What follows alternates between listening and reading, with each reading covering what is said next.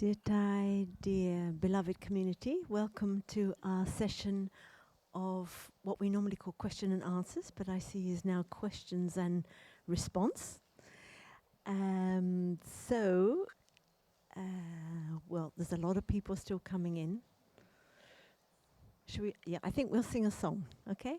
Which song do the children like best? Which one do you like? No answer? Which song do the children know? Yeah?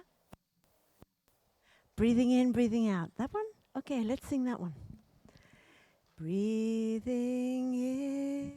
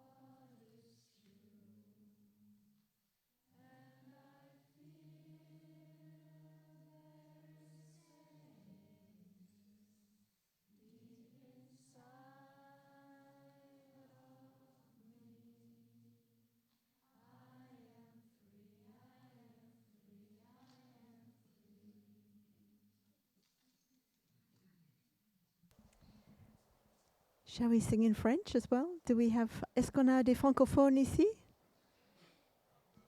Un peu? Vous pouvez chanter un peu? Ok, on va essayer en français. Quand j'inspire,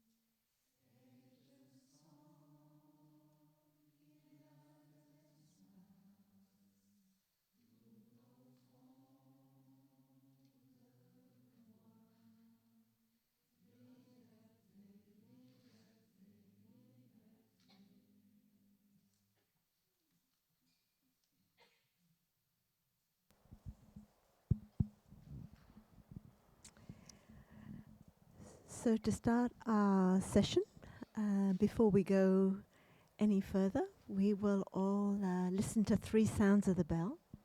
So we invite everyone to sit beautifully. All the children, you can you sit like a lotus flower sitting on a leaf in the pond? Can you do that? Or imagine you're a frog sitting on a leaf in the pond with your back straight, coming back to your breathing. Pour les grandes personnes, for the people on the chairs, feeling your feet on the ground, your back straight, coming back to your breathing. as we listen to 3 sounds of the bell.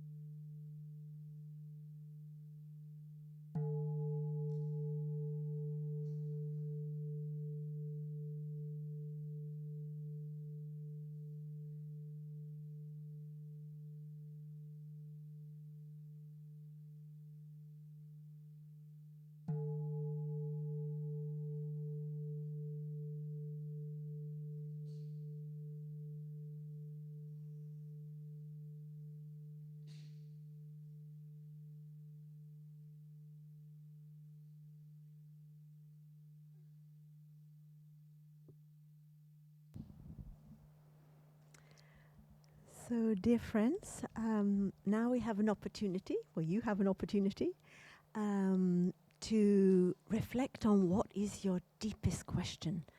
Your question, maybe you've been having this question for quite some time, something to do with your happiness or your difficulties, something to do with your suffering. We're not so interested in questions about when was Plum Village founded, because you can ask Mr. Google those kind of questions. So now you can really ask a question, and whatever your question is, it's going to help a lot of other people here. So don't feel embarrassed to ask your question, because there'll be many other people who are too shy to ask, so you will be helping them. So we're going to we will accept 2 questions from the children to start with. And whoever asks a question, you can come up and sit on this chair. You can ask in English or in French, but if you have a different language, then you need to bring your translator with you. So a good question, we always say, doesn't have to be too long. You don't have to tell us the whole story. But try to give us a bit of context. That helps as well. Yeah, I think that's about everything. So if there's a child, one of the children's program, who would like to come up and ask your question, you can come right now and ask. Yes, please come. And when you sit on the chair,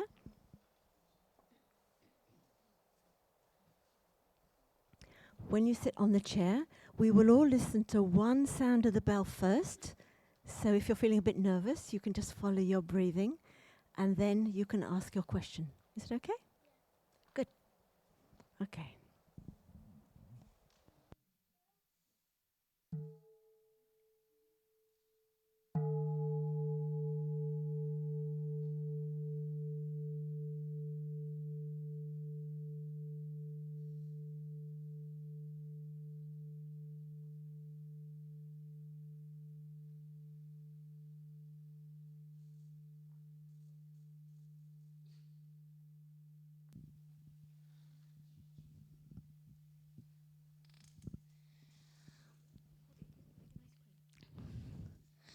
Why do people worship the Buddha?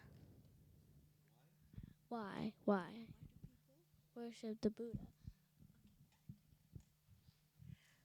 What's your name? Okay, so Felix has asked, why do people worship the Buddha? Is that it? Thank you, that's a good question.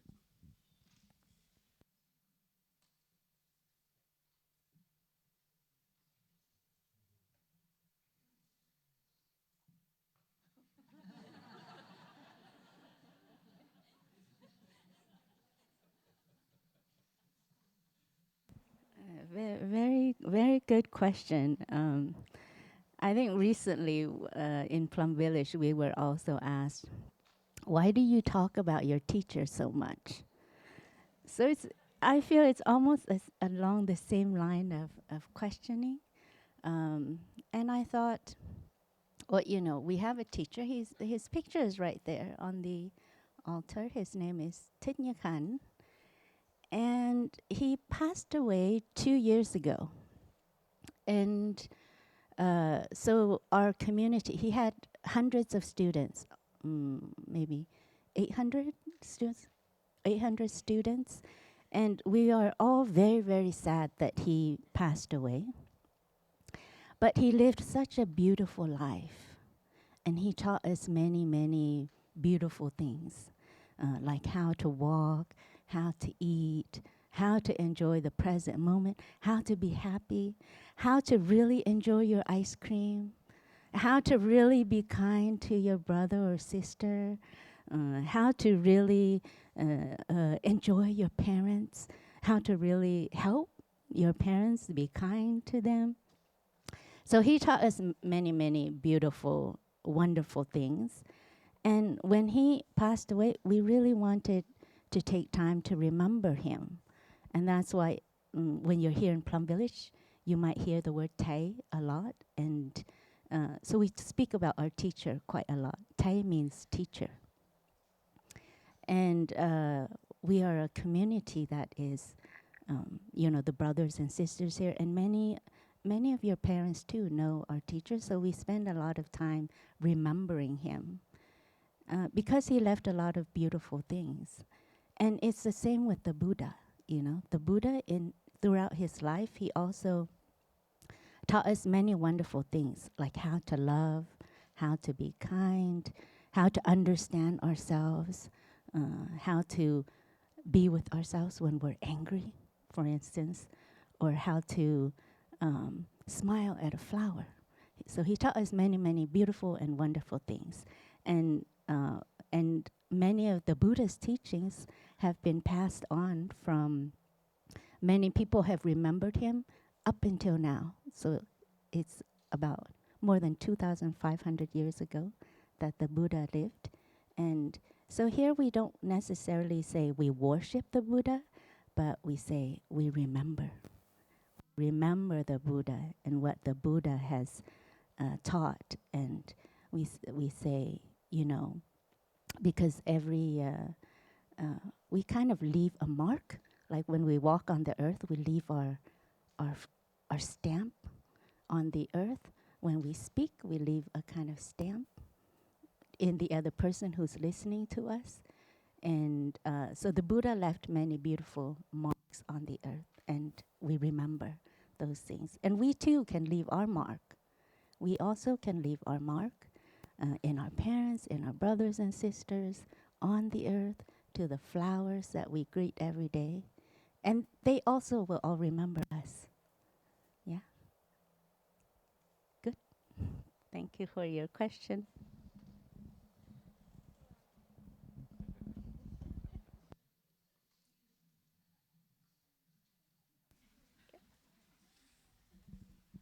So we will listen to one sound of the bell first. It's okay. It's okay. You can have that in a minute. Just sit back on your chair, comfortable. Sit nice and comfortable. No, just wait one moment while we listen to one sound of the bell. Okay? Just come back to your breathing. Ah.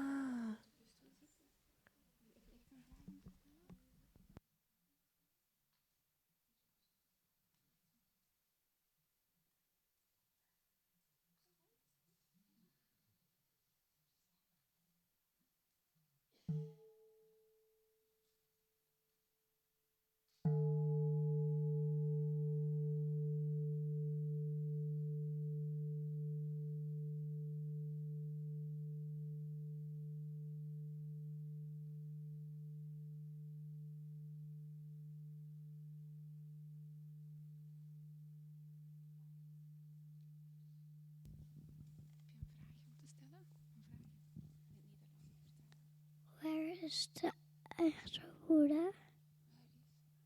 De echte Buddha?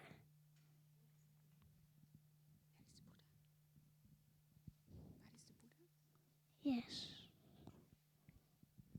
Where is the Buddha? What's your name? Max. Okay, so Max is asking, where is the Buddha?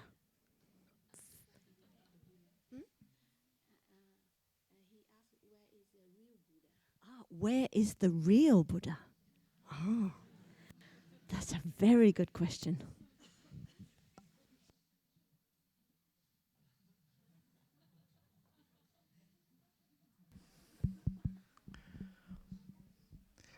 So, dear Thai, dear Sangha, dear Max, yeah? Where is the real Buddha? So first of all, when it is Buddha, it's always real. If it is not real, it's not a Buddha.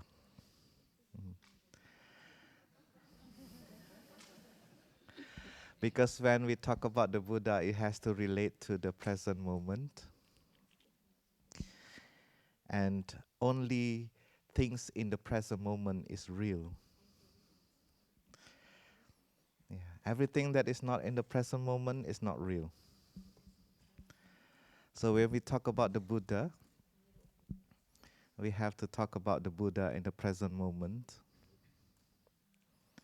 And the Buddha in the present moment is in every one of us. He is not outside of us. And in fact, he is not also inside of us. It is everywhere. So when we are able to get in touch with what is in the present moment, we know that the Buddha is there. Yeah.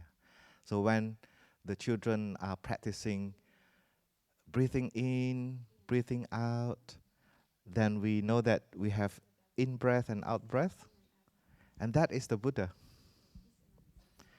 And when the children join the walking meditation, everyone walking in silence, and very, very peaceful, and the Buddha is there too. And also eating. I think we all eat together in the dinner, and we practice 5 contemplation, and we also eat in silence, and we chew mindfully, and that is the Buddha too. Yeah. So the Buddha is in everyone, and also Buddha is in the Sangha. Yeah. So don't look for the Buddha somewhere else, yeah, Max?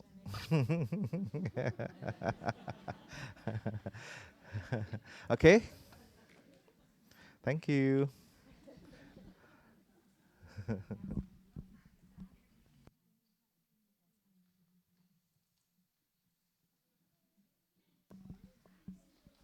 Okay, so this is our last question from the children. Afterwards, you can go and play outside, or maybe you'll have your own question and answer session with the monastics who are with you.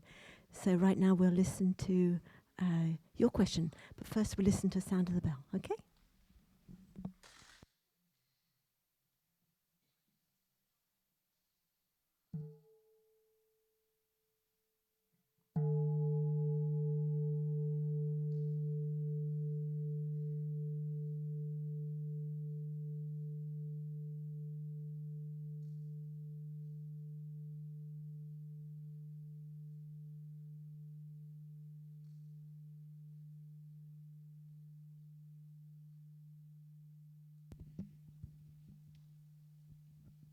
What is that supposed to be?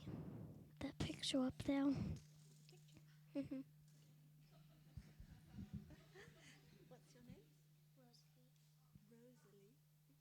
Okay, so Rosalie is saying, what is that supposed to be, that picture?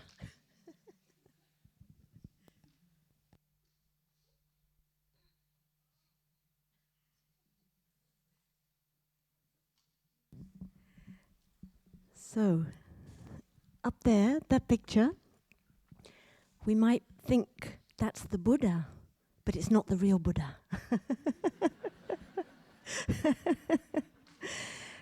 That the picture of the man on the right in orange, it's a representation of the Buddha, and the man on the left is his father. His father was a very important person. He was a bit like a king of a very small kingdom. And can you guess who the little boy is? Do you know? it's the Buddha's son. Yeah, the Buddha was a dad as well. So that's what it's depicting. But of course, it's not the real Buddha, as we just heard. It's just glass up there.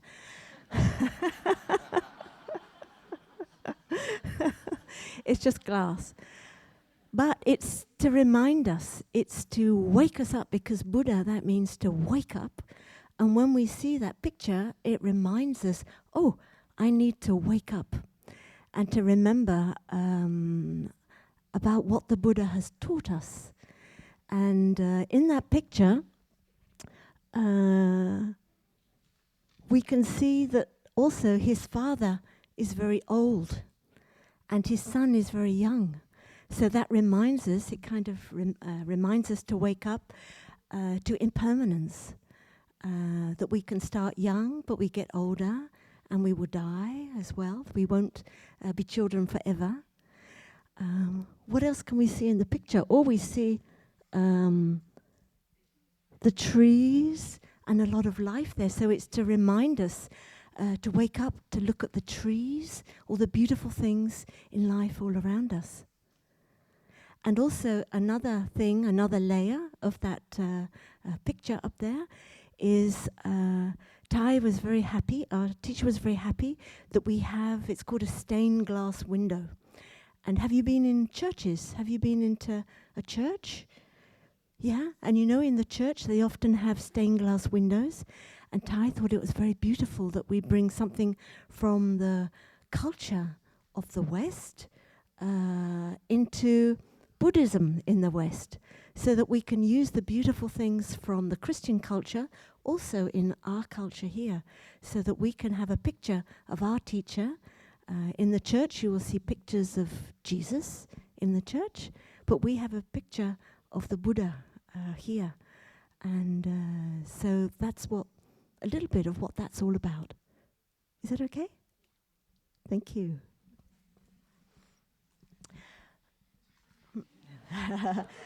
So, as we said, that was the last question from the children. And so all your questions you have, you can ask in your own session. So we're going to ask all the children to, on the small sound of the bell, you can all stand up. You can stand up now. You could turn and face your parents behind. On the next sound of the bell, you can bow. And now very quietly, you can go out, taking all your things with you. And then we can ask the adults. There are lots of spaces now in the front. So if you'd like to move up to the front, that would be really lovely.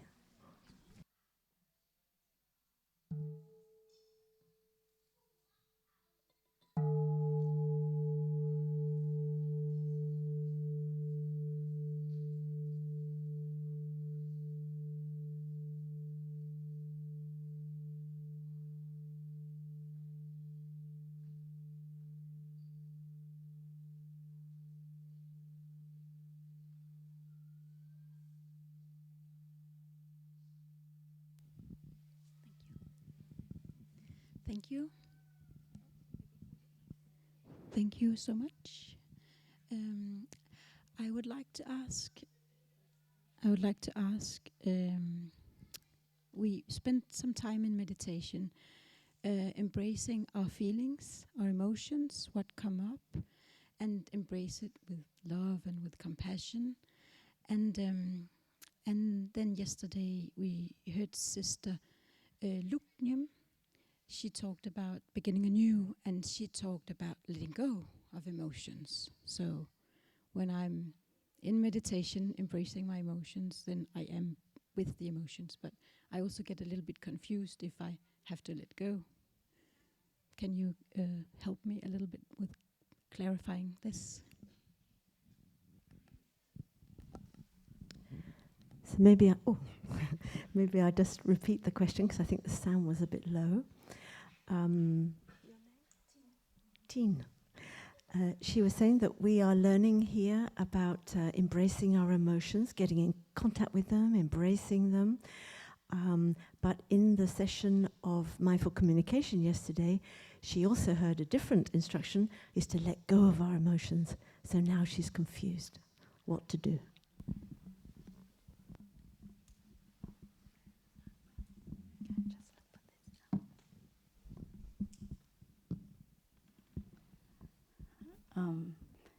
I feel it's very often like that in Zen Buddhism. It's like one moment you're asked to do one thing, and then the next moment you're asked to do the completely opposite thing. It's like, one moment you have to appreciate the present moment. And then the next moment, it's like, no, you have a whole eternity. And one moment you have, we speak about the present moment is the only moment to live. And then the next teaching is like, no, there's the interbeing of the 3 times, past, present, and future. So anyhow, there's a principle in Buddhism when we speak about the historical dimension and the ultimate dimension, ultimate teachings, that we don't mix them up. Otherwise, we get quite confused. And both kinds of teachings, like when we teach about the present moment being the only moment that is possible to live in, the only moment kind of accessible to us now, we are speaking about time in the historical dimension. But let's say if you receive a teaching that says, the present moment has its interbeing with the past and its future. So the 3 times, past, present, and future we're speaking about an ultimate kind of teaching. But there are both levels of truth. So in terms of your question, emotions, we're asked to look deeply into them and understand them. That is one teaching. And the other part about letting go of them too is because our emotions are also very impermanent, and it has this interbeing with many, many things. And sometimes when we look into them, when we try to understand them, there's a story. And are we holding on to that story? And sometimes even do we identify with the emotion, with our suffering? Many of us, we kind of, I know in my own personal experience, definitely I have identified with my suffering at different parts of my life, and it was more fearful to let go of my suffering, my story, than it was to hold on to it. It was a lot safer to hold on and to have this identity of suffering and pain and etc. than to let go. So a part of the letting go is, I think, of course we have to look, train ourselves in having the ability to really come back and to be with the pain or the difficulty, the strong emotions that are there. At the same time, once we look deeply into it, once we have some kind of understanding with it, we also have to train in the ability to maybe not necessarily so much let go of the story, but I would say have a broader understanding, widen the story, broaden the story, so that we're not caught in one particular story that's attached with the emotion. Does that make sense? So that is the letting go part. And once you get to the part where you can actually drop a story or an emotion, it feels pretty good. But I would say it's not about just, I have to let go of this story. In my experience, it's when we can identify the kinds of perceptions, and often we call them the kinds of wrong perceptions that have led to our anger or our emotions or our story, the kinds of wrong perceptions that are there in the stories that we carry, then I find I can let them go easily. Because why would I hold on to a perception I know that is wrong? Because that's a story that goes with it. So that's about letting go. Thank you very much for your question.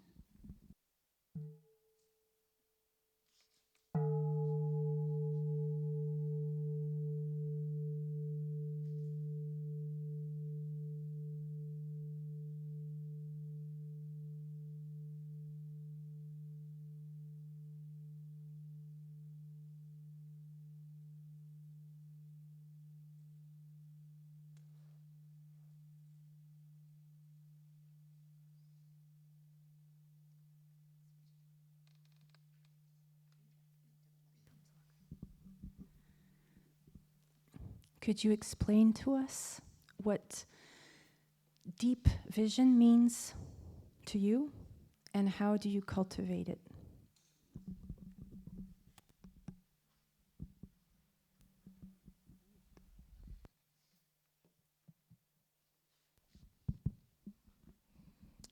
So, dear Thai, dear Sangha, how can we explain deep vision? I don't know if we can explain that. Because if I see that is green, I'm not sure that you will see the same green. Yeah. But in the meditation, we know that we have these two wings.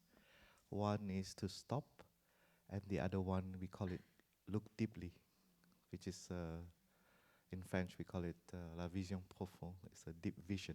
Yeah. And sometimes when we practice, when we study, we need words. But words sometimes make us get caught in an idea of what is deep. Yeah. So this is something that we need to be aware of when we practice. Like the previous question about letting go of emotion, Sister Langim has explained so beautifully. And if we just get some part of it, and we think that, oh, now I understand, we get caught directly. Yeah. So it's the same with the deep vision. So deep vision, when we heard the word deep vision, internally we start to have a definition, what is that? And then when we create that definition, we get caught in that definition. So for me, I like to simplify the things as much as possible. Like, for example, stopping. And if I get caught in the word stopping, then I will get frustrated, because when I meditate, I don't see that there is any possibility that I can do actively stop my thinking, for example. Then I will never experience stopping. So what I like to simplify that words. So what I use is, instead of saying I'm practicing stopping and look deeply, I say I rest in something, and then I discover after that.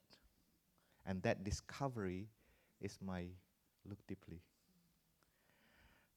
If you remember the exercise that I did with the children with the orange, so we are resting in the orange. So our eyes is resting in the orange. And then after a while, we start to discover so many things in that orange. So that for me is the deep vision of the orange, that we can see the branches, the flower, the leaves, and etc. So when we have difficulty and suffering, it is the same. First of all, we need to have a mechanism to cope with our suffering, to be able to embrace our suffering, to not be afraid of our suffering. And then if we can embrace our suffering for sometimes, then we can discover so many things in our suffering. And that's what we call the deep looking on our suffering. There are several words that can be very tricky. The next one is the root of our suffering. So we start to think, oh, we have an idea what is root. And sometimes we only care about the deep root. But actually when we see a tree, the roots that are on the surface, they are also roots. Yeah. So sometimes we have to start from the surface and then slowly go deep, deep, deep, deep, deep. Yeah. And for me, the more I discover something, that's what I call it, the deeper understanding that I have on something. Yeah. So deep vision is not something separated from the, let's say, narrow view. You can start from narrow view and then you go deeper and deeper. But the most important thing is we have enough time to rest on something, to embrace something, to take a look on something, and then allow time unfold so that we can discover what are we looking at. And that's what we call deep looking. Yeah, thank you.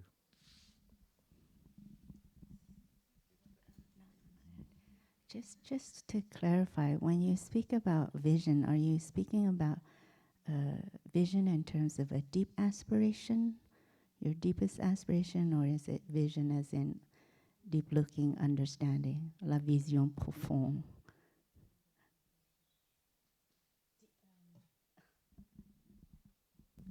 Deep looking and aspiration.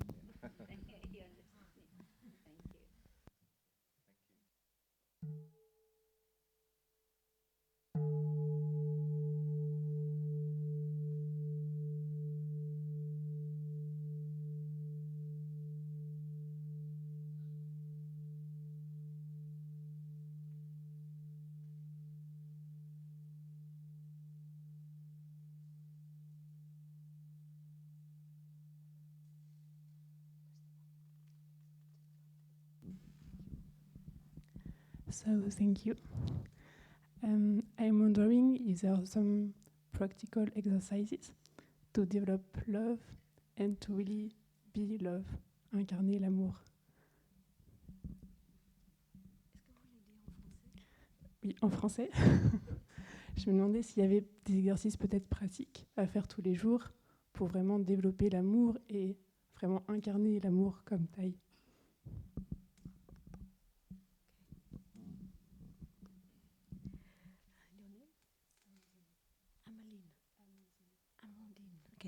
So Amandine is saying, are there concrete practices that she would like to practice every day to be able to increase her capacity to love, to really embody love in the same way that Dai did that? Is that right? Okay, thank you. Okay, so maybe I will start. That's a very beautiful aspiration. And I think that you've already understood that this is a training and we do need to practice something every day. It's not something we do once and then it's done. We always say that to love, to be able to love, we need to start with ourselves, to love ourselves. Because if we cannot love ourselves, we don't have much to give to other people.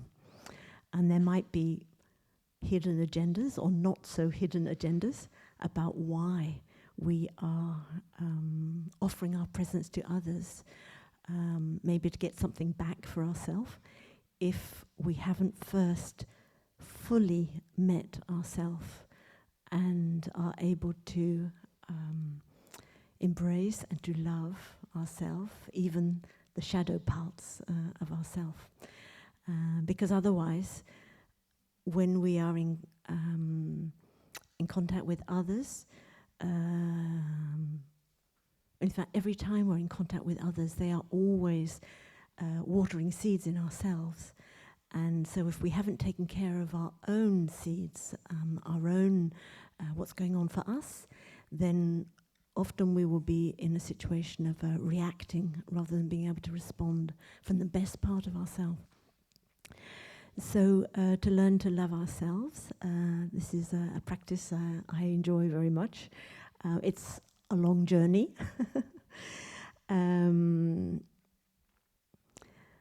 First of all, it's to offer ourselves our presence, to give ourselves the time to be there for ourselves.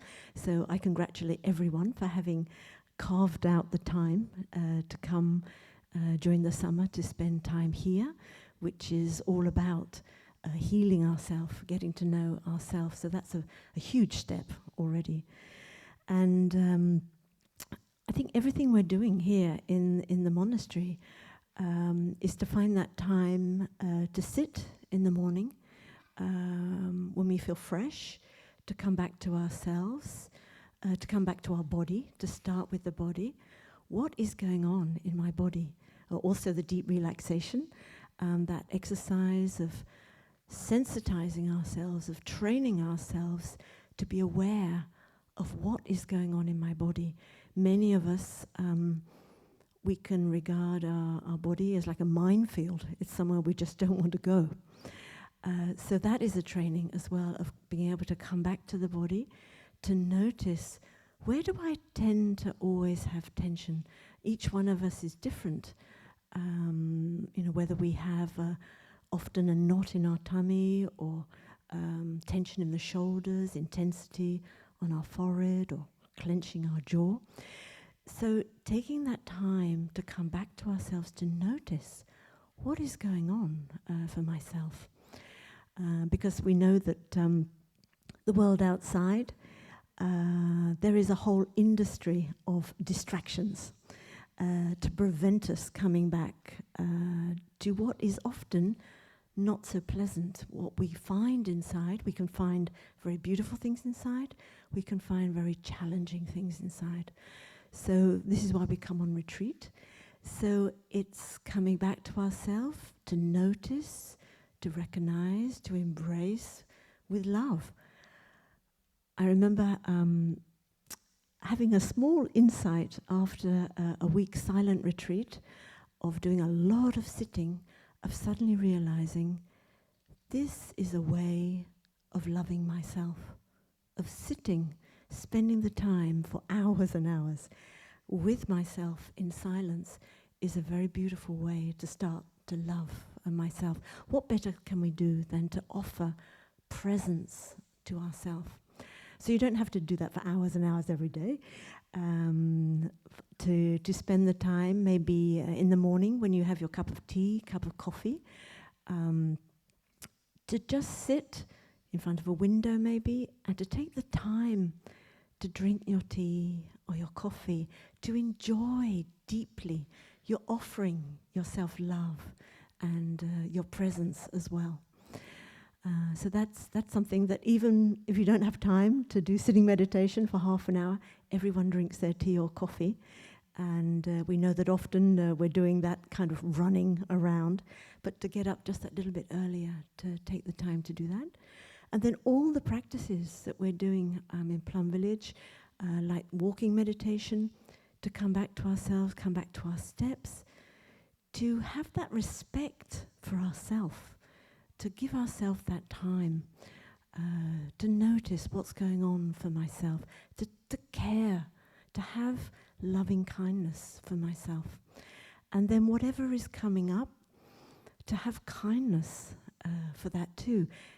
As I said, the things that are coming up might be quite challenging and difficult, things we don't really want to look at, but to develop kindness, to befriend everything that's going on inside requires really increasing the size of our heart. I remember in the early days coming to Plum Village, Thai would talk quite a lot about how big is your heart? Is it the size of a peanut?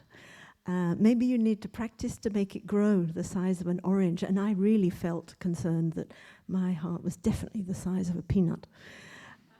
And so that's been a practice for me over the years. Oh, how's the size of my heart doing? If I can't accept and love myself, how will I have the space for the others in my life around me? And people who aren't practicing, let's face it, most people aren't practicing. So we have to have a lot of space, a lot of compassion for people there's a lot of suffering in the world outside. So starting with ourselves, and then when we start to have that understanding for ourselves, we can see that very similar things are going on for the people around us. And so we have that space and we have that compassion which has grown from our own experience, our own lived embodied experience. So even things like eating meditation, can we offer ourselves enough time in a busy day to sit down, to not eat while I'm walking around or standing up, but to sit down and give myself 20 minutes, half an hour to really chew, to be there for the food. That's self-love. And then when we can offer ourselves that presence, we can start offering that similar presence to those in our life. So in fact, there are many, many opportunities all through the day of developing that presence and compassion for ourselves that will enable us to then do the same thing for others.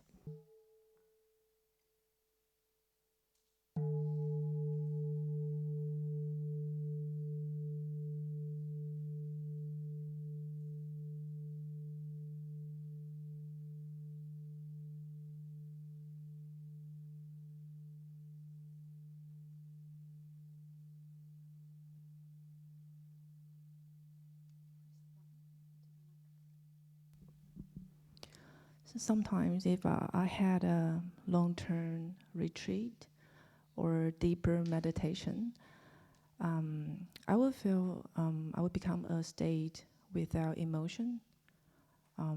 I do feel calm, but I feel I lose sorrow, sad, anger, and even joy because I really just focus on myself. So my question is this correct? Because I feel a little like less human being, and I just lose emotions, and sometimes I even don't think about my kids. Yeah, so I think, is this a process or practice, or is that possible I practice always still with joy, or after this process, I will become better so I can practice and become with more joy? So that's my question.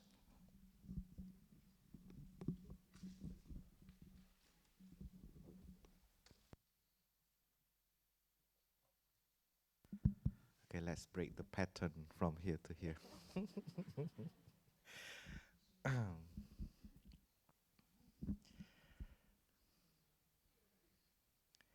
In the practice, I think everyone has a different path, and we need to always be vigilant in what is happening in us. And there's no one way of the practice journey. Everyone has a different journey. It depends on what baggage did you bring, what situation in your life in the present moment, and how was your background before. So it all linked with everything, the whole package. And therefore everyone has a different experience and different way of doing their own journey of meditation or practice. But one thing that we want to be there and to be sure in our practice. In Plum Village, we use 4 ways to measure our practice.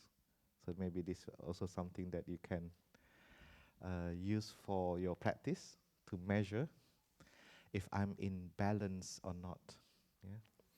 So the first thing is, of course, we measure the practice that we are doing. Are we practice enough? This is the first question. Yeah.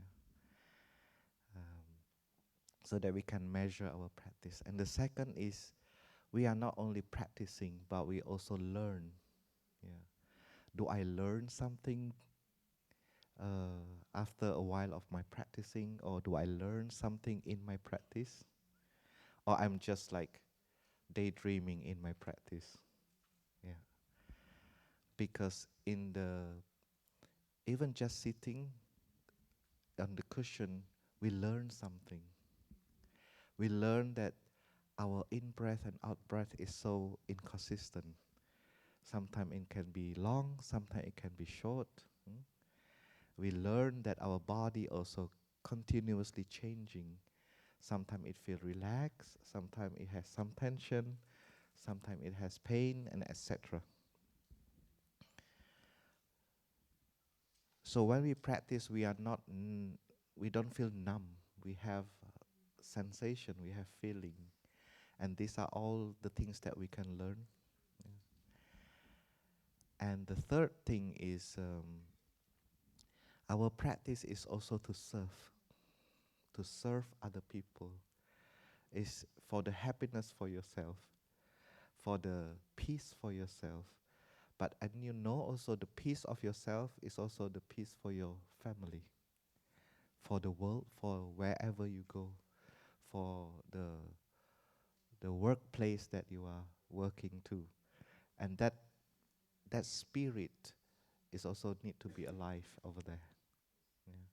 And the last one is, am I relaxed enough in my practice? Or it is always very intense? So this is also important element in Plum Village, that we have the element of relaxation. So when we practice, these four need to be quite balanced. Yeah. Sometimes because when we practice, we enjoy so much the practice, it can become very intense. Yeah. And we forget that we can learn something, that we can offer this practice for ourselves and for others. And we forget that this practice actually bring joy, and I just can relax doing it. I don't need to be too hard to do that. The other things that we also need to be aware of in our practice, there are some teachings teach us that we should not react on the pleasant feeling, and we should not react on the painful feeling.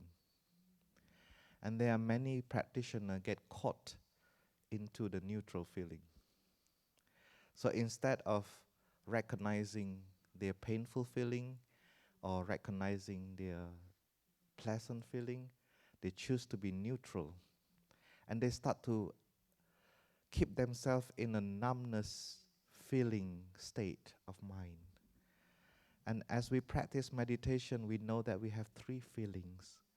We have pleasant feeling, we have unpleasant feeling, and we have neutral feeling, as it was taught the first Dharma talk by Sister Hoi Nim. And three of them are very alive, and they can alternate one after another. And our practice is to be there, to know that I'm in a pleasant state right now, I'm not in the pleasant state right now, or I'm in neutral state right now. And because in Plum Village, our practice is to water the good seeds so that our mind can be gladdened. To glad our mind, we need to have enough happiness inside of us. And this happiness may relate to peace, serenity, tranquility. Yeah. So we are not rejecting the feeling of peace, we are not rejecting the feeling of gratitude, but we embrace it. When we suffer, we have some sadness, we have some depressive feeling after a while of practice, we also embrace that as part of us. But when there is a day when I don't feel good, I don't feel bad, it's just neutral, I also recognize it. It is, I'm in a neutral state, and I embrace it too. And in Plum Village, we practice to transform our suffering, cross to the other shore, from the shore of suffering to the shore of happiness. We cross our shore from the neutral feeling to the joy, to the happiness. We are able to do that. For example, you cannot sleep at night. It may be you have an unpleasant feeling. The question is, can I cross to the other shore from this frustrating feeling? And we need some skill, need some experience in the practice of joy and happiness to be able to cross the shore. If you remember, you have to travel in the plane for 12 hours sitting on the chair. And you, at that time, you tell yourself, the only things that I will super enjoy is lying down. And then you find yourself lying down. Even you don't fall asleep, that is a great joy, right? So it's the same situation, but different kind of mind, yeah. Neutral feeling. Let's say suddenly you don't feel anything. You don't feel good, you don't feel bad, you feel kind of numb. But when you are in the present moment, in the morning especially in the sitting meditation, we feel so sleepy, we cannot really be awake, and we feel a little bit numb. We need to generate joy and happiness. What I did often, I ask myself, 6:30, how many people sitting in the car in the traffic jam right now? A lot of people. And what am I doing here? I'm just sit peacefully, doing nothing, enjoying my breathing. That is the source of joy. And that joy you also offer to those who are stressful on the street. Not only for yourself, but you do it for society too. And that joy can even develop because you are giving, you are offering to anyone who need this moment. Yeah. So the practice is very, very active. The joy and happiness is an active, meditation is an active activity. It's not passive activity. I think I should stop here. Otherwise, I cannot stop talking about this. Thank you so much for your question. I think everyone is benefit from that.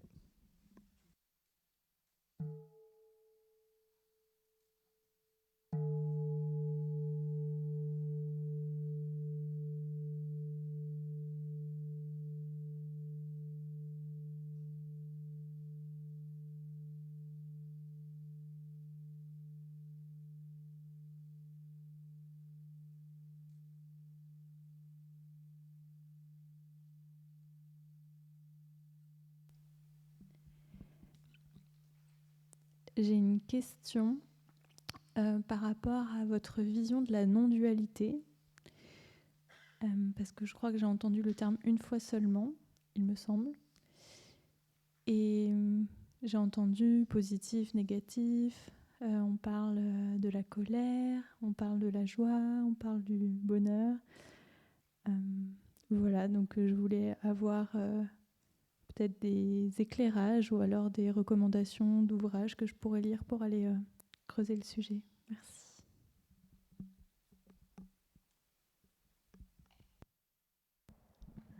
So I would try to translate. So our friend says that she's heard of a concept called non-duality, and she'd like to have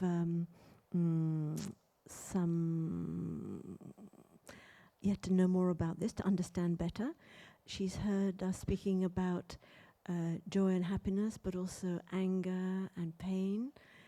And I don't quite maybe it's the phrases calling some of our seeds positive, some are negative. And so she wants to know more about this idea. Yeah.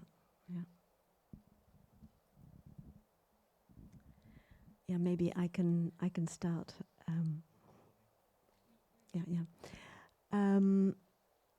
We try to avoid using the terms positive and negative, but sometimes just for ease and if time is going quickly, we use it as shorthand. But in fact, maybe it's not so skillful.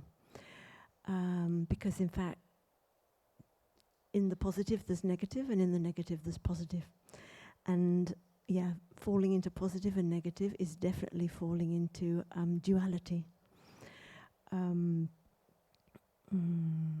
Earlier I was talking about befriending all the seeds in ourselves, including I prefer to use the word our shadow, We all have a shadow part of ourselves that maybe we have some shame around it. We're not proud of the fact that we get angry, or maybe things we've done that we've not told anyone because, that didn't come from a very beautiful place in ourselves. So rather than falling into positive and negative, we can, I prefer to use the word shadow or wholesome or unwholesome. We choose to water the more beautiful parts of ourselves, but we know that, in fact, all these parts, they are simply energy. It's just different energy. And even within the energy that we might think is unwholesome, like, for example, anger is a very helpful energy because it tells us, you need to wake up. There's something that's not right. I feel that maybe I have a need that's not being respected, or there is something I'm not okay about. And so it's our whole body, it's our whole mind saying, wake up, something's not right here. And so it's very helpful. Where it's not helpful is if we act out. If we act out from our emotions, which can be very strong. And it's kind of like a knee-jerk reaction. We're on automatic pilot. We have habit energies. And then we will act out, probably very much from a survival instinct of wanting to protect ourselves, which might be very helpful if you're a small being, like an ant, and there is danger. So you run away from the danger, or you bite or something. But we are human beings, and generally our life isn't in danger. And so we don't have to do that. We can choose to respond in a much more skillful way. So I think our practice is about taking care of our habit energies, which make us act out of our less beautiful emotions and cause more pain and suffering, not only to ourselves, but to others. And the Buddha said that why he practiced was to take care of his suffering and the suffering all around, was to reduce suffering. So that's why we're practicing. We don't want to increase suffering. So you talked about anger, and what was the other one you mentioned? Mm-hmm. So, well, there are many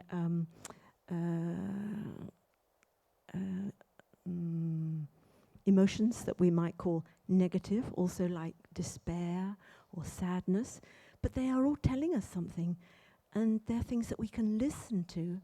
And when we listen to them, as we've heard earlier, with the deep looking, we can look into it, then we will know how to take care and how we can act.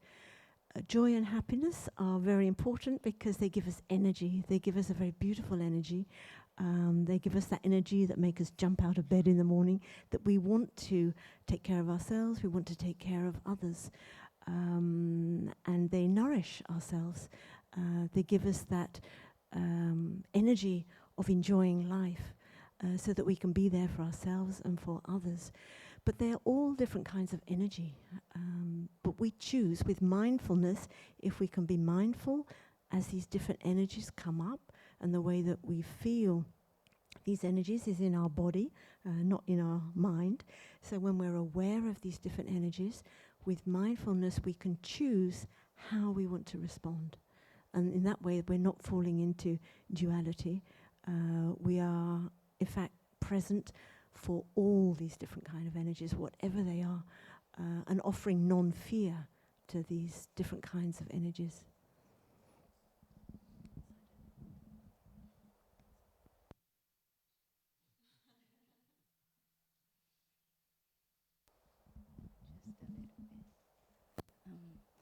So all of these energies inside of us that Sister Tamu is talking about, none of them exist by themselves alone.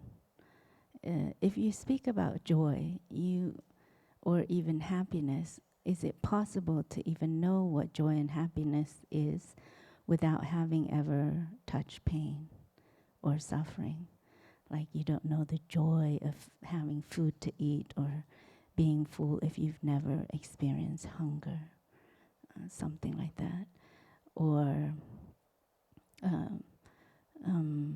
so when it's in the practice, it's quite a training to learn to look at things, what we call with the eyes of interbeing, not just to look at things as separately outside of each other, as separate self-entities we call, because that's quite an illusion, that we think that things exist outside of each other, whether it's the perpetrator, the victim, the friend, the enemy, etc. We have to learn to look with the eyes of interbeing, especially when there are two sides of something. We have to see how one side has its interbeing with the other side, or even just to start with. For instance, if you're on the right or on the left, it might be difficult to see that, oh yes, being on the right also contains the left also contains the right. Politically speaking, it might be very difficult to do so. So then you can start with the interbeing of the right. What are all of the non-right elements? What are all of the elements that make up the right side? And then you can start to understand a little bit more deeply, and then how that's connected to also the left.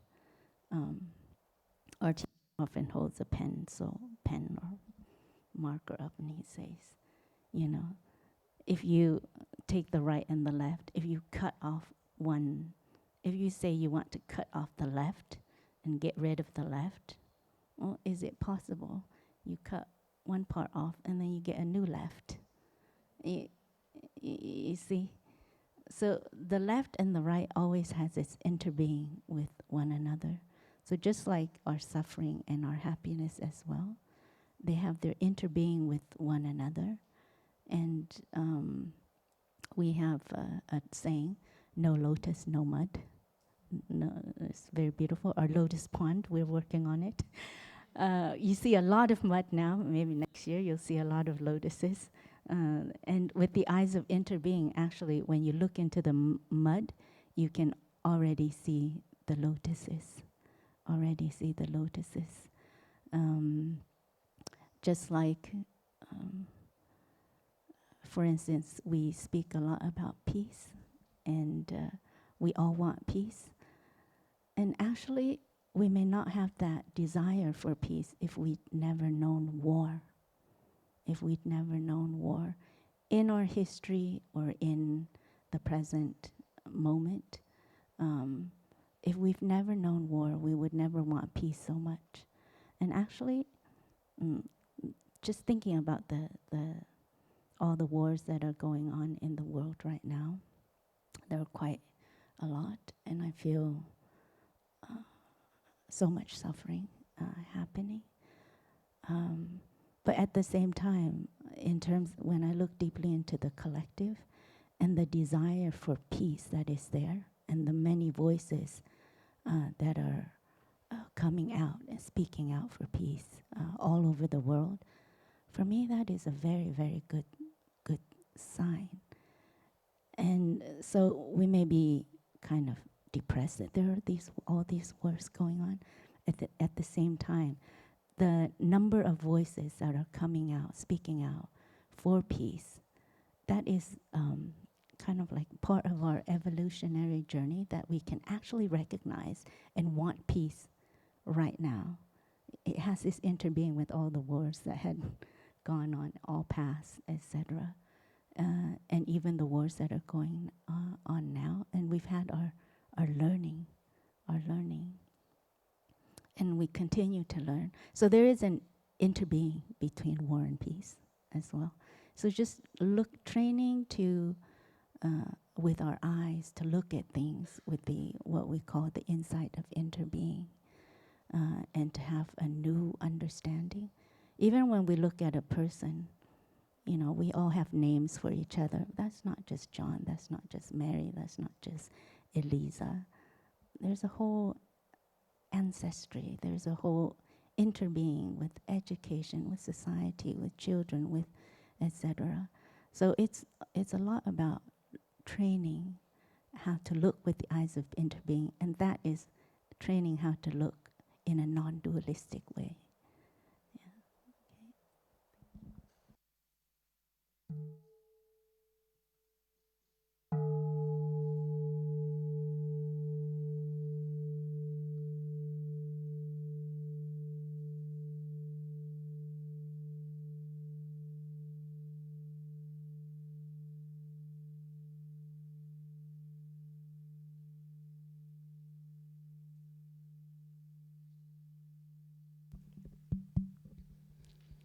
Thank you for being here with us. I have been contemplating this question for around 2 years. And the question is how we can hold and practice with the pain of our ancestors. And I'm from a very numerous and loving family, and I feel the connection with my ancestors very present. I'm also a biologist and feel all the longer river very joyfully. I notice and feel a lot of joy noticing the deeper ancestry. But my family from Colombia, a country that has been for more than 80 years in war, experienced many traumatic and deeply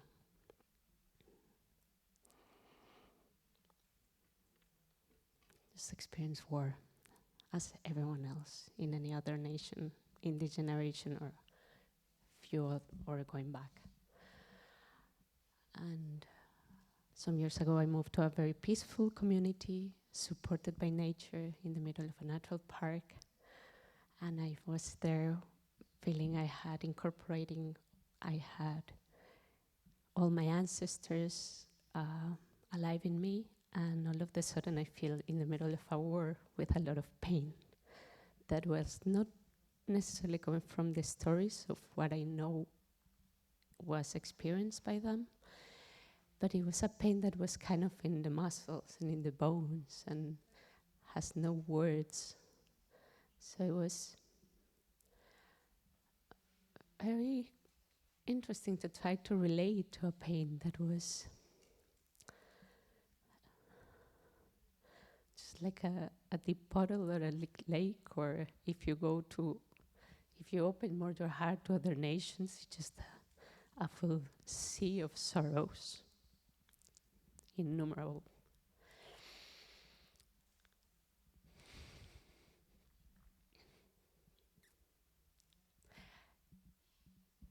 So I'm very curious to hear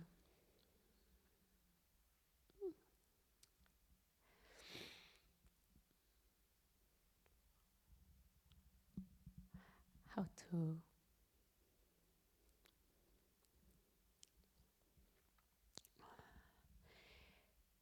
live with all the awareness and love this opportunity that I have been given by this time in peace.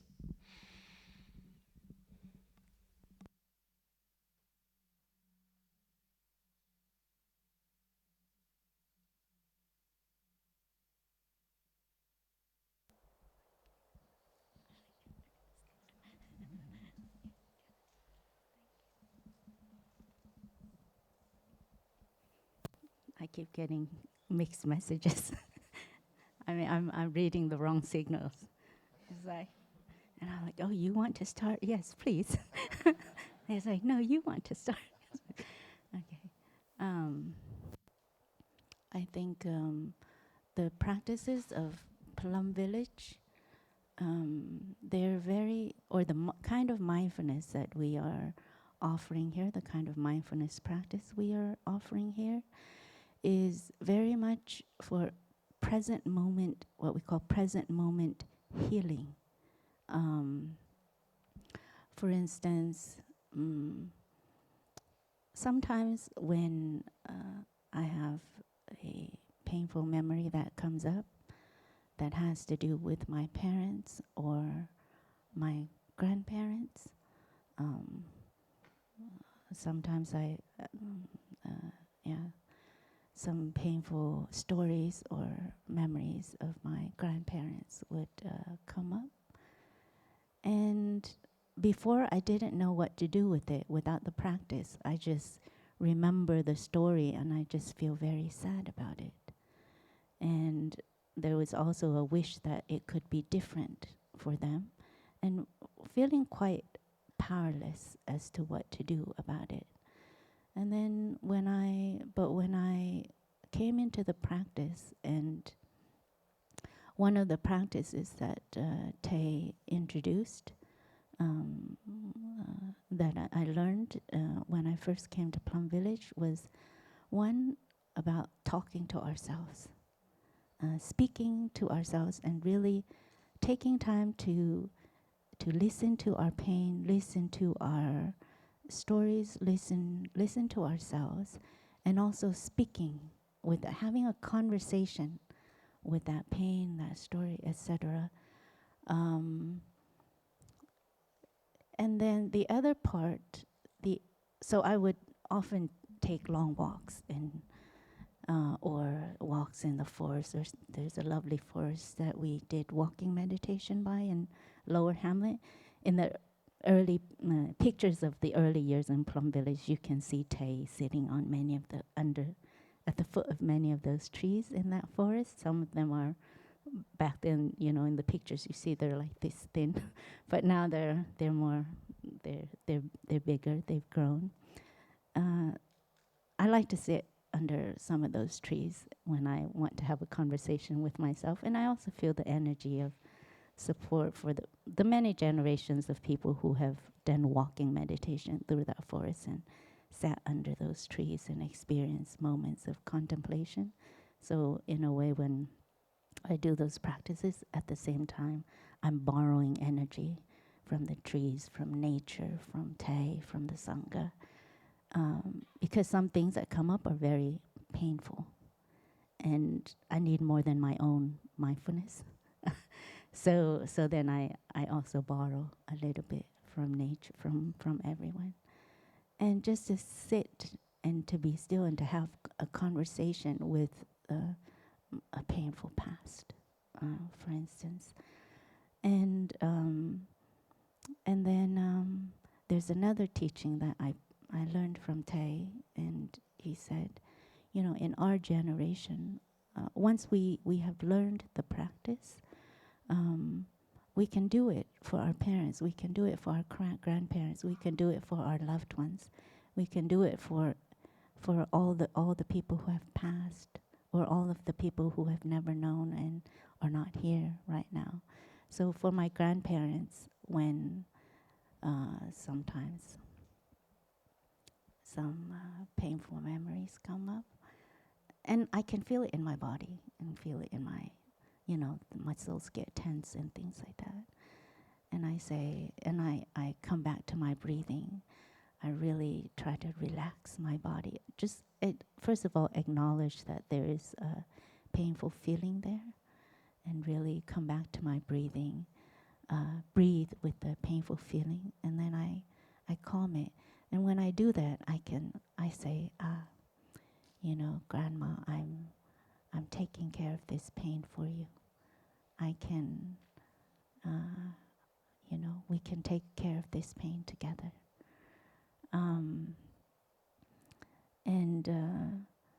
So this is a kind of conversation that I have, and I know it's possible to do this, to take care of the pain where this and the painful stories that I heard or witnessed in my childhood, I can transform in the present moment.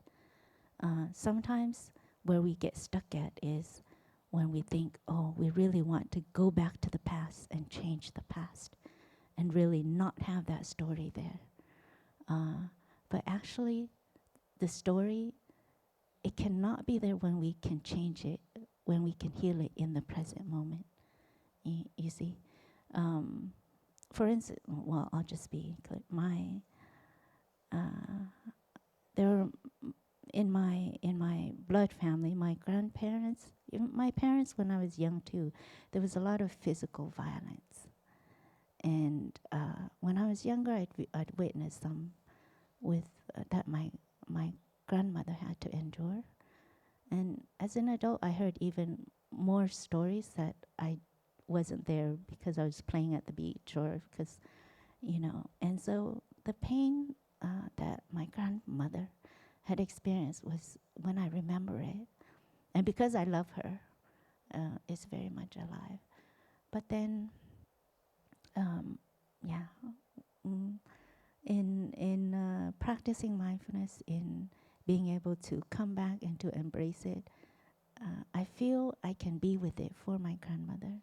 And I can also look deeply enough to understand my grandfather, also understand just the whole generation and the whole kind of like village society that they were in, and just hold all of that pain, not just my grandmother's pain, but the pain of a whole collective consciousness.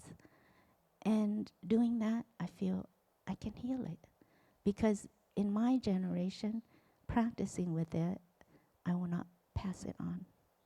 And that's where the healing comes for future generations as well. And also, I think when we love someone, when I love my grandmother so much and I feel her pain, it becomes amplified because also there's a desire for me to want her to not feel that pain, Or when I remember, because I also care very much for the people who come from the same village as me in Vietnam.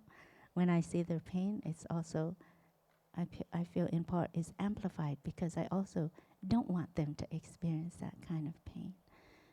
And, but I feel being able to take care of it in the present moment, I'm at the same time taking care of that pain for them. And also, I see there's a lot of hope in that. For instance, if my community that I care very much about, not the monastic community, the community that I care very much about, I see that there's always something I can also do to share the practice, to share different ways of being with pain, etc., that I've learned. So when I have opportunities, I do that. Just drop by drop. I don't have to change the whole of the community, but just where I'm able to reach. And so the idea of present moment healing, we can heal the past in the present moment. We can heal the wounds of our ancestors. We can also heal the wounds of our time right now in how we approach the present moment and how we are with the present moment. I know when we practice mindfulness, I think everything gets amplified. So it's not just pain, it's also our joy and our happiness. We see it like much clearer. It's like everything becomes HD when we start practicing mindfulness. And that's why I love that song, My Joy's Like Spring, so warm. It makes flowers bloom all over the earth. My pain's like a river of tears, so vast it fills the 4 oceans. But it is possible to, at the same time, grow our capacity to recognize and to generate joy and happiness. And actually, the more we're able to do that, the more we're able to touch the pain. But they're not two separate things. We don't have to get rid of one and just to do the other. I feel they're interbeing. I was sharing with someone the other day, actually, before I came to Plum Village, I hardly ever cried. Hardly ever cried. And now it's like, in truth, there was a little girl sitting in the front row that reminded me so much of my younger sister that I was about to break out in tears before this session even started. So I'm like, oh, I'm super sensitive right now. I have to go back to my breathing. But I think that's what mindfulness does to us. It opens our heart into our everything that is happening to us in the present moment. And it's okay to hold both joy and pain, and to be able to understand it more, to look more deeply into it. And I think, yeah, it makes our life a bit more colorful. Yeah, thank you. I think my brothers and sisters can add something.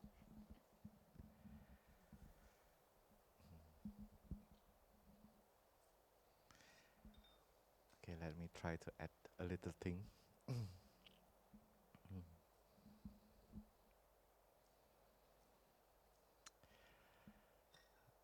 In the Buddha's teachings, we have something called right view, and that view can also help us to navigate our action, so we know what to do when something happens. And there's one term in the teaching is very interesting that can release us from too much work. It is the no birth and no death, no beginning and no end. Yeah. So when we in touch with the suffering of our ancestor, we know it is from the past, and that is enough. So we don't need to look who are they, yeah? Because there's no beginning and there is no end. No end does not mean the suffering will continue no end endlessly. It does not mean like this. It means that we can transform it. Yeah. The transformation of water will never end. It can be from ice to the water, water to the vapor, vapor to become the cloud maybe become the rain again, right? And when the condition become cold, it become ice again. They will never stop transforming, but they all come from the same material. So that is something we can do. Like Sister Langnim say, like to make a glass of salty water become plain. There are many methods to do it. Yeah. So if we have a cup of water with a lot of salt inside, maybe that water is undrinkable. It's like when our life is so painful, sometimes we feel like it's unlivable. But how to make that glass of water become plain and drinkable? There are many methods. The most complicated method is to extract the salt from the water. That is the most complicated one. And somehow we like to choose that one. How to extract all my suffering out so that I can live freely. Yeah? But Plum Village and Thai and the Buddha has taught us that we can cultivate joy and happiness. We can add water, plain water, as much as we want. Because it is abundance in the present moment. And we can add more and more and more until the salt get diluted and the water can drink. Without have to extract the salt from the water. Yeah. So that is something we can practice in our daily life, to have a good attention to water the good seed in us. And every good seed that is sprouting in us is also belong to our ancestor. Sometimes when I face the world, when I look at the world, if I don't use right view, I can feel very helpless. I feel hopeless. But when I look at the teaching of right view, where we should not get caught in human, because we get caught in human, we become very desperate. Yeah? So between human, plants, mineral, animals, we all interact. But we were maybe, or now even, we still educate that human being is the highest being on earth, that has the most intelligent and etc. We believe that in our system, and that make us feel so disappointed because we don't see that intelligent. We don't see that as a global humanity we are that intelligent. And the science also found that human is the last being from the other things. We are just like a few 100,000 years. We are still learning. So with that kind of view, we can have a great deal of compassion can be generated to see that we are not that intelligent. We are still learning as a human family together. And today, if I can touch peace and happiness, that is my contribution for the evolution of the human intelligence. Yeah? And so that right view of not get caught in human is so important. Mm. We are not more than a trees. We are. Yeah.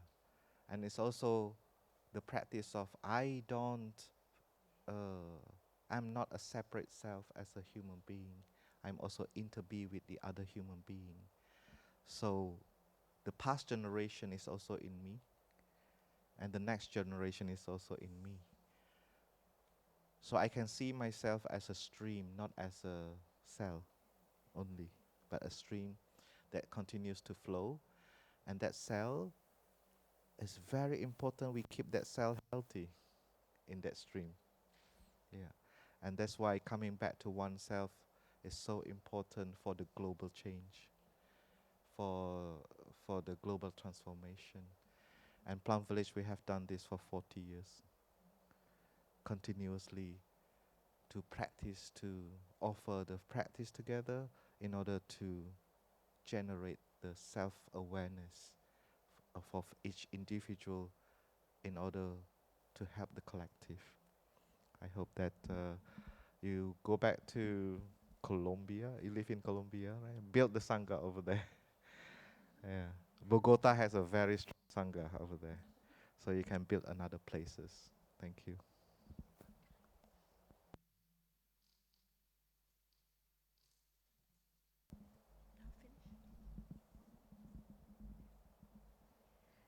So, dear friends, this will be our last question.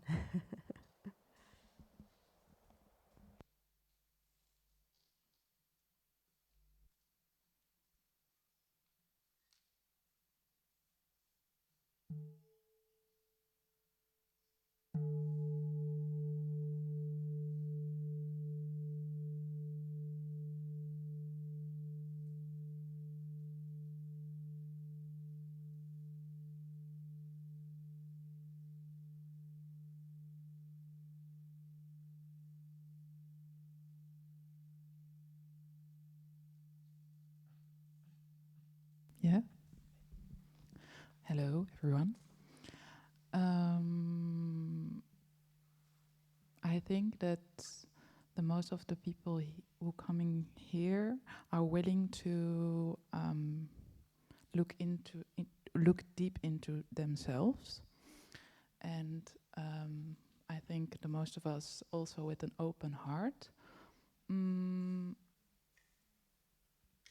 I think I will speak for myself because I have the difficulties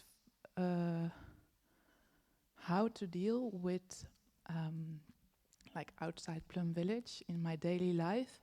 I have a lot of people around me, also close to me, who are ignoring themselves, and I see and feel that they are ignore their pains. And yeah, I was wondering how to deal with a lot of people who are not willing to see themselves.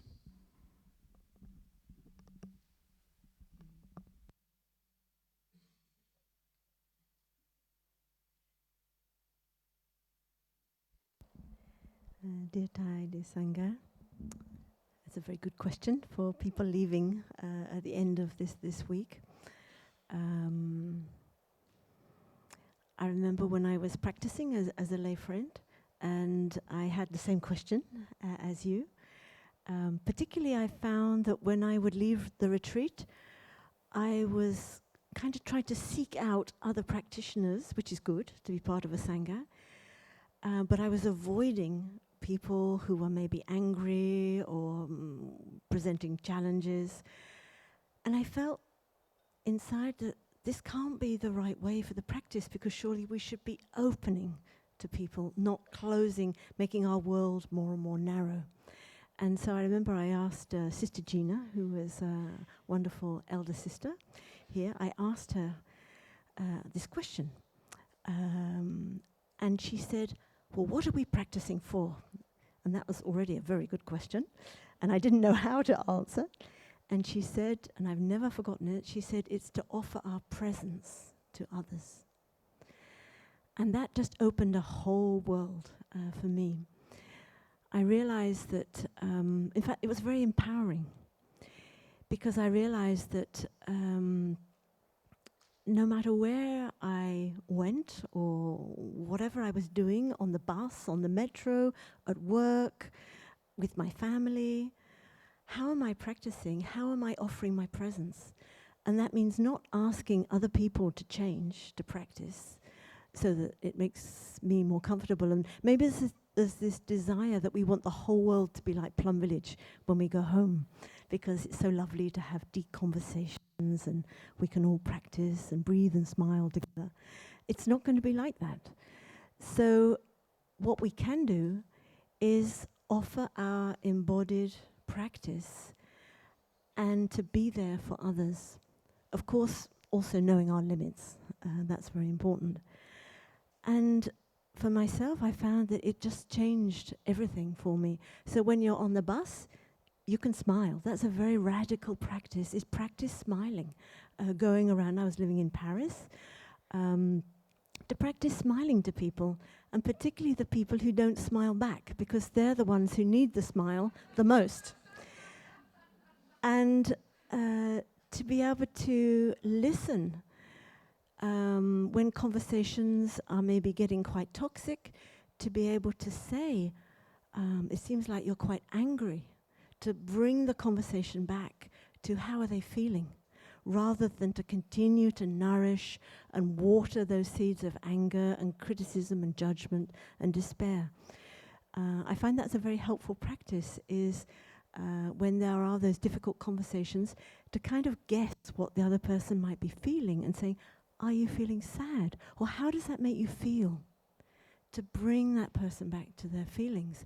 And then you're in a different conversation, which can be very nourishing, because then we're actually talking about how we feel and what's going on for them, rather than simply criticizing and judging and complaining. So that was my practice when I left Plum Village, was offering my presence. And it also means to water the flowers of those I share my life with. I'm sure you heard about that yesterday in the Mindful Communication Workshop, is that whenever we notice things that are beautiful in the people around us that we share our life with, I made that kind of commitment to myself that whenever I think something, oh, they do that so beautifully, I will say it. I will water the seeds of that person to say they have a very beautiful quality of doing this or of offering that. Like in the workplace, which sometimes can be a very toxic environment, to really change the focus. Instead of focusing on all the things that aren't going well, which it's true, we're not going to repress it, we know that there are difficulties, but to make the choice that I will water the beautiful seeds in the people that I share my life with.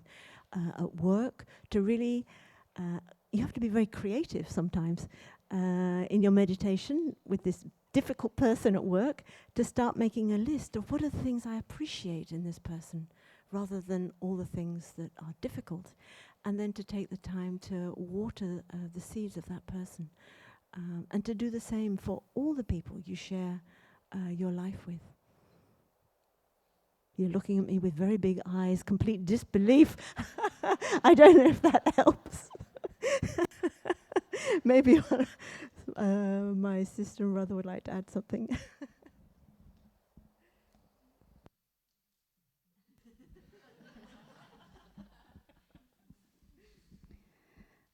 I think one of the most dangerous things when we leave Plum Village is kind of to turn the practice into a religion, or to turn whatever into a religion. And actually in Plum Village there are many things that become like religion, is a little bit. Maybe I'm not using the term correctly. It's like, we have quite many phases. Like one time the sisters start eating brown rice and sesame. It was very good. So then I had so many sisters, I was having health problems, so many sisters come up, no, you should go on a brown rice and sesame diet. It's really good for you, you know. I was super, super resistant. And there were other phases where, you know, we had some sisters who are very into health and exercise. You should exercise every day. It's really, really good for you, you know.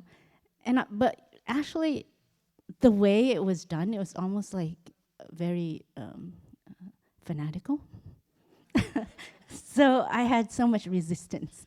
Not the fact that brown rice and sesame was good or not good, but how it was delivered. I just really resisted.